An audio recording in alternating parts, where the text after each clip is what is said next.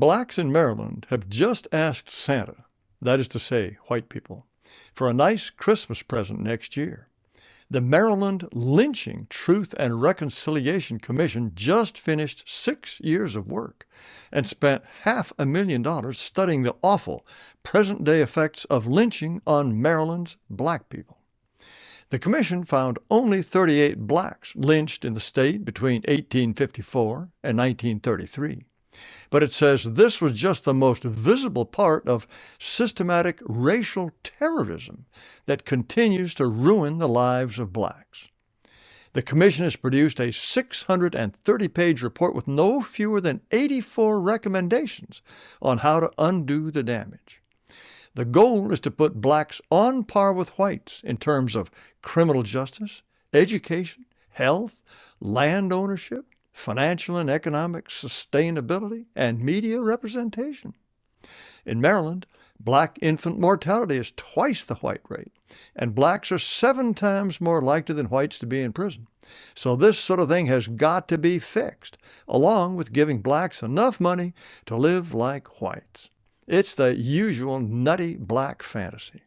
If whites would only get out of the way, they'd be living like the kangs they think they were. Sharp like pirates' lines, we break the bondage tight. Come you speak in revolution, keep the fire burning. The drums guide our stride, we march with purpose proud. But what has gotten the most attention, even though it would cost nothing compared to everything else, is the recommendation that the state track down the descendants of blacks who were lynched and give them each up to $100,000, in addition to whatever else blacks get.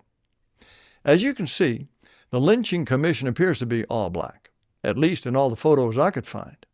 Note the lad in the center with exotic neckwear. Here he is at another hearing, and yes, he is wearing a noose. He is David Ulawuyi Fakunle, chairman of the commission, who is also director of the National Great Blacks in Wax Museum in Baltimore, of which I had never heard, but which says it celebrates black history every day. Admission $18 per person, no discount for African Americans. Back to lynching. It was not, as the commission insists, all racial terrorism. It was rough justice. It was very rare to lynch a black just because he was black. Almost all were accused of a crime, and many were probably guilty. Also, more than a quarter of the people lynched in America were white. The Tuskegee Institute has tried to track down every lynching.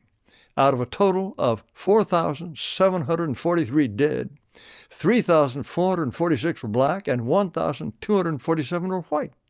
This includes 2 whites lynched in Maryland. But after 6 years of research, the Lynching Truth and Reconciliation Commission apparently never came across them. They spoil the racial terrorism story. So no truth and reconciliation or $100,000 for Whitey. It's all such a farce. Lynchings were private acts by private citizens. Yes, local government often looked the other way, but government does not compensate the families or descendants of murder victims. Certainly not when the killings are 92 to 171 years old. And 38 black people lynched in a state over a period of 79 years, 1 every 2 years. Blacks in the city of Baltimore alone have been known to slaughter almost 10 times that number in a single year. The Maryland legislature voted unanimously to set up this absurd commission, and a white governor, Larry Hogan, signed the law. And just last week, the State House voted overwhelmingly to set up a commission to study reparations for slavery. We'll get the same charade, hearings, deliberations, and a great fat report no one will read. I'm sure the commissioners will be black, just like the lynching commissioners, and they'll come up with yet another list of utterly fantastic demands that would send Maryland to the poorhouse 10 times over. This isn't just cuckoo, it's cruel. Blacks start licking their chops, but the big payday never comes. Yet another reason to hate Whitey. But it's not just farce. It's what blacks would do if they had the power, and we've seen it happen. Johannesburg, South Africa was a pleasant first world city when whites ran it. Now, with blacks in charge, it has potholes big enough to swim in.